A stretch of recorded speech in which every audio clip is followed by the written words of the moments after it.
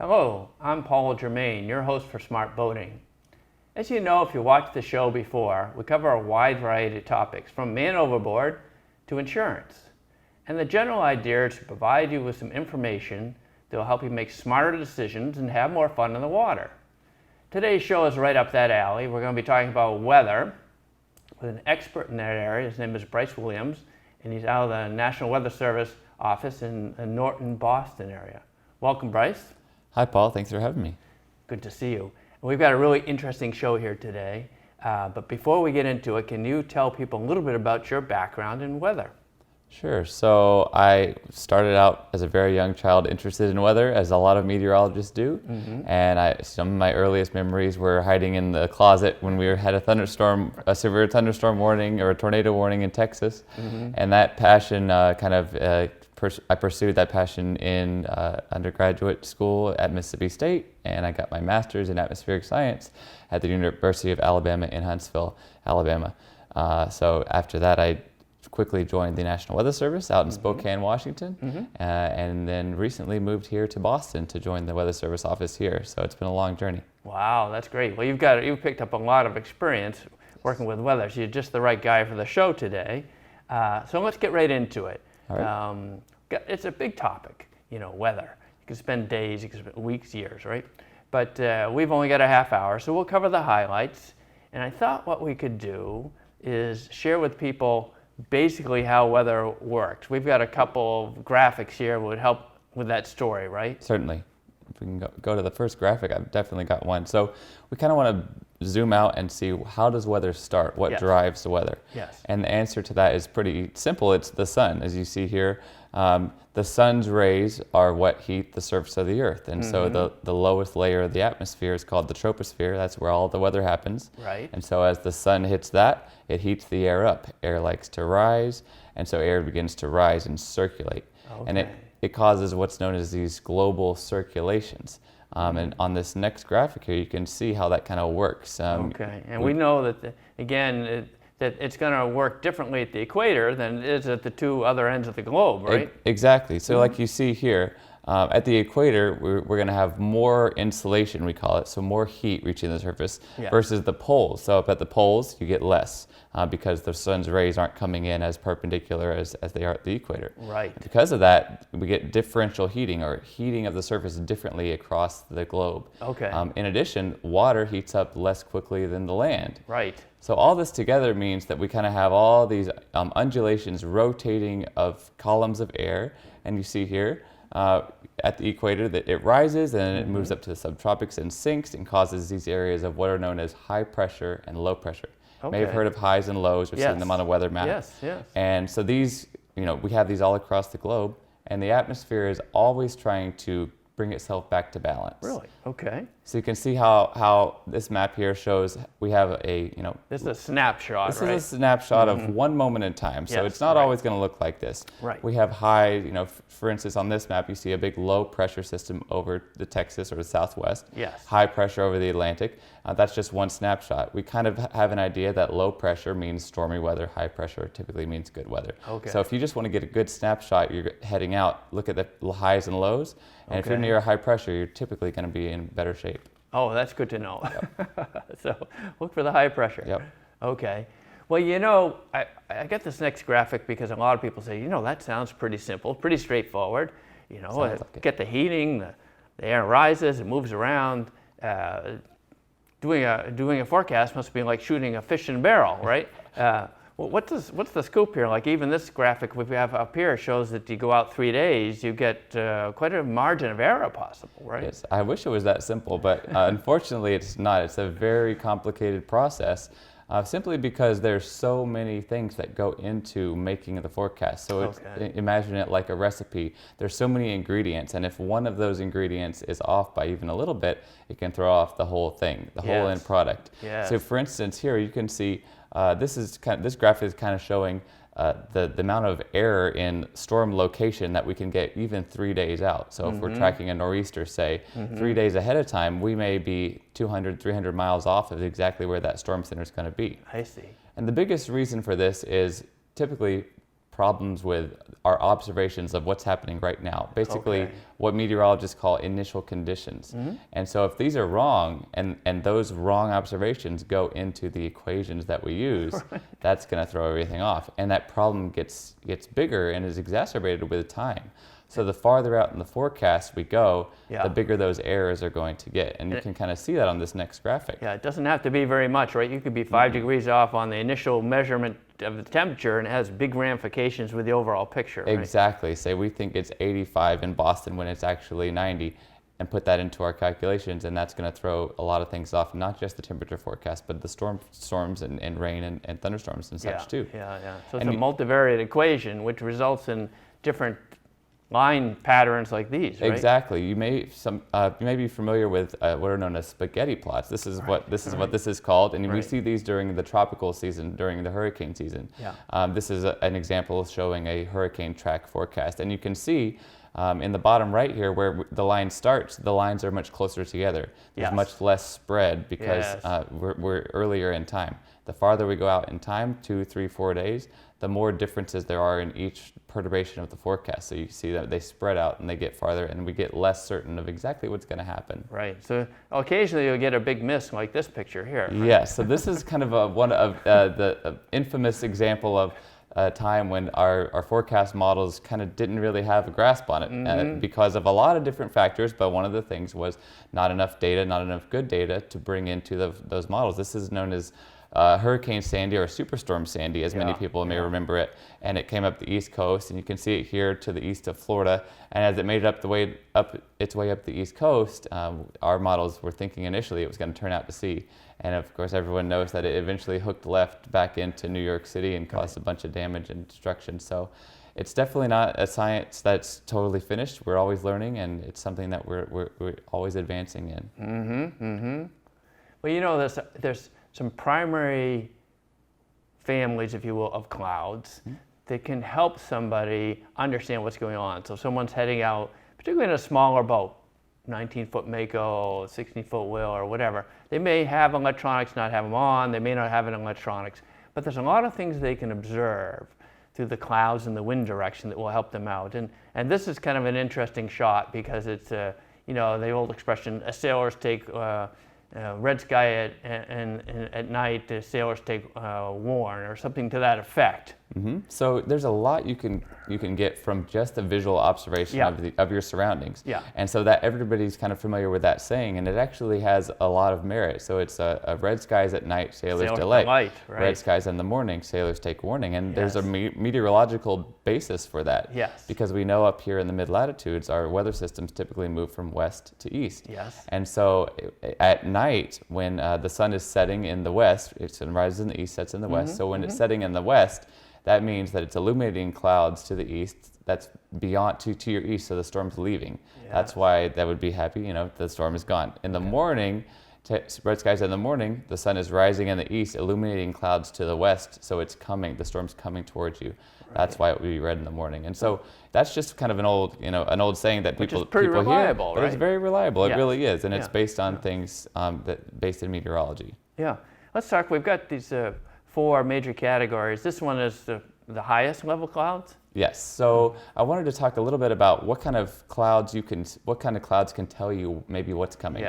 So this is an example of, we're going to start at the highest levels of the atmosphere. These are cirrus clouds. They are noted because of their wispy nature visually, and that's because they are so high up that they're so cold that it's made of ice crystals, the cloud, instead of droplets of water. And so, you know, typically these can be a fair weather day cloud, but what we're looking for is the progression of this to the cloud that we're going to talk about next. And these are called stratocumulus.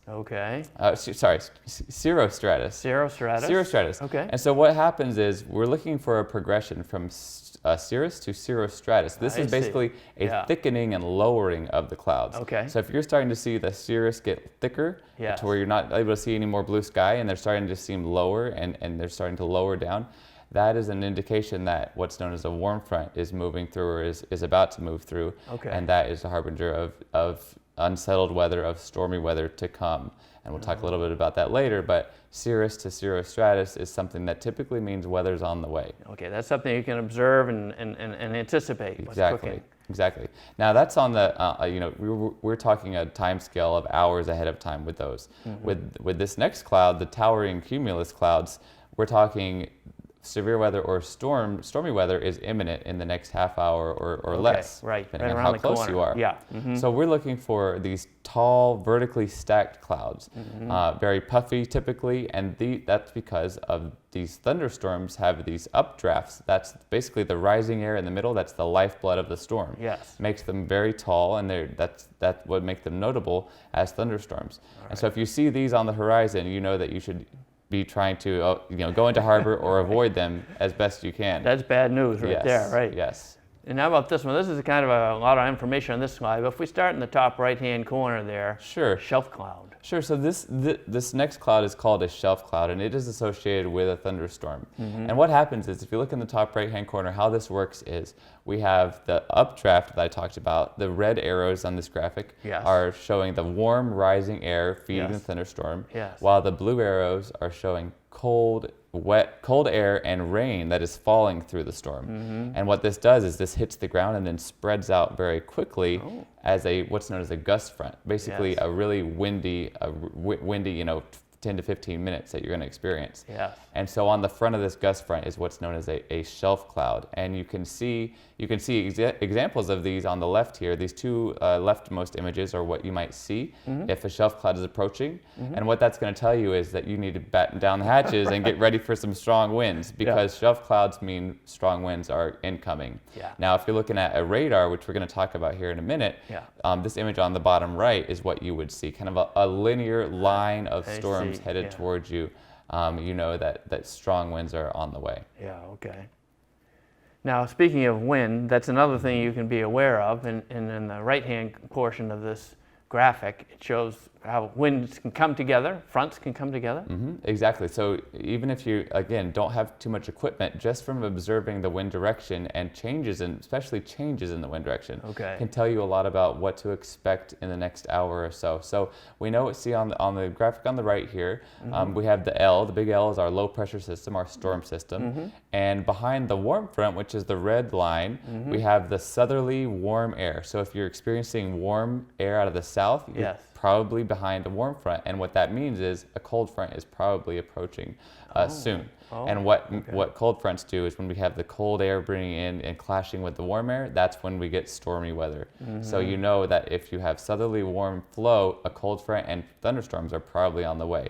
When that wind turns to the west or the northwest, that means the cold fronts come through, and you're going to eventually get some drying air behind those storms. Yeah. Okay. All right. So if you look at a snapshot on the left here, this is a typical map of the United States, and you can kind of look and see where you are in relation to these warm fronts and cold fronts. Right. That's good information. Now, Bryce, what I find myself in a situation commonly is that I'll listen to the forecast on my marine radio, and I'll be in a slightly different spot than what's forecast. So I'm in Manchester. I'm going to Gloucester.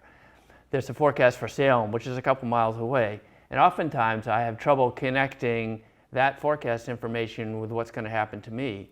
And certainly the marine radio is a good start to be aware, but what's another approach there? Should I be maybe employing a radar application or something? Sure. So you always want to be situationally aware of where you are in relation to certain locations on the land, because when you're using this, like you said, this marine radio is a very useful tool for having a heads up. But it's not the only thing we have. Luckily nowadays, with technology the way that it is, we have phone apps, and if we have internet on our phone when we're on the water, we can pull up a radar. And so this is an example of our radar, radar.weather.gov. You can go to our website, or there's a lot of apps out there that have radar. Basically, you can see where you are in relation to a storm. So not only just having to interpret it from the words on the radio, you can visually see, okay, I am directly east of this storm. It's moving towards me.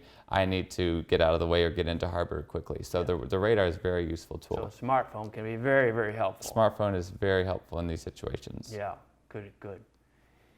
Thunderstorms. Boaters, including myself, worry about them constantly.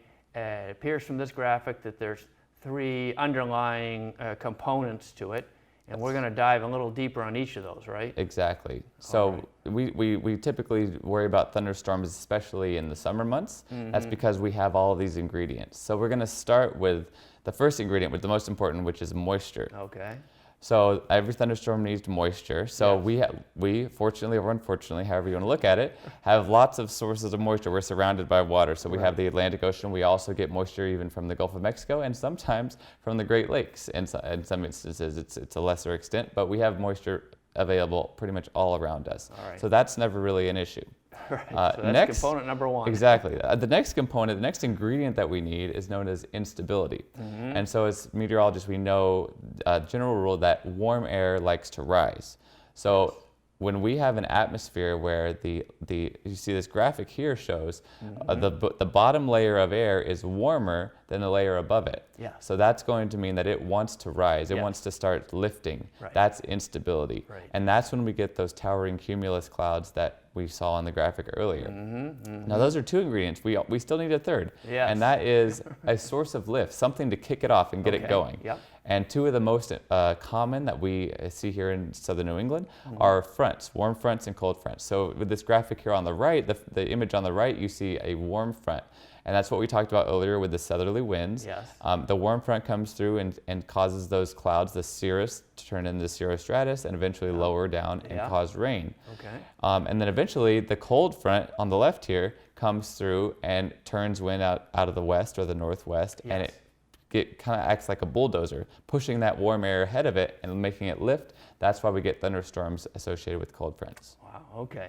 Now here's a quick snapshot of the different stages. Yes. It's an initial stage, a kind of a dangerous stage, and then a dissipating stage. Exactly. There's three stages of every thunderstorm. We start with the cumulus stage, basically just a puffy cloud.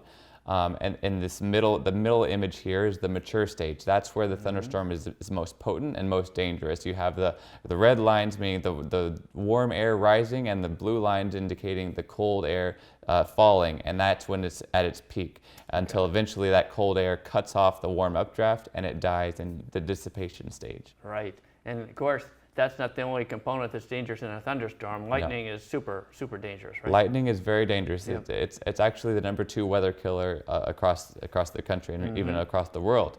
And especially as boaters out there, we're oftentimes the highest, the tallest thing out there. So we definitely don't want to be out there during a thunderstorm. And one thing that's concerning, and most people don't know, is lightning can actually strike up to 10 miles away from a storm. So you don't even have to be able to see the storm to get struck by lightning. We like to say, when thunder roars, go indoors, because that just means if you're close enough to hear the thunder, you're close enough to be struck by lightning, even 10 miles away. Right. And there's an example of what happens if you do get struck. Exactly. Right? Not a good outcome. Nothing that we want to experience. This is not good. Bad news. Exactly. Talk briefly about hurricanes. The top right-hand part of this graphic shows a satellite view. And then can you fill out the rest of the picture for us, just real briefly? Sure. So hurricanes are basically just tropical storms that have very strong winds, 74 miles per hour or more. You see some examples here. The top right is the view from space from our satellite. You can see the eye there. The bottom right image is our radar view, so basically seeing the rain bands rotating around the center, moving in to the coast. And then this left image is another satellite view, but it's actually showing the temperatures of the cloud tops. The color scale is kind of reverse of what you would think. Those reds mean very cold cloud tops, so very strong storms within the hurricane. Bad news, right? Now we know they have three ingredients, right? Yes, so they have specific ingredients that they need to form, and those ingredients are often available in the tropics, which is why we get those storms forming in the Caribbean and off the coast of Africa.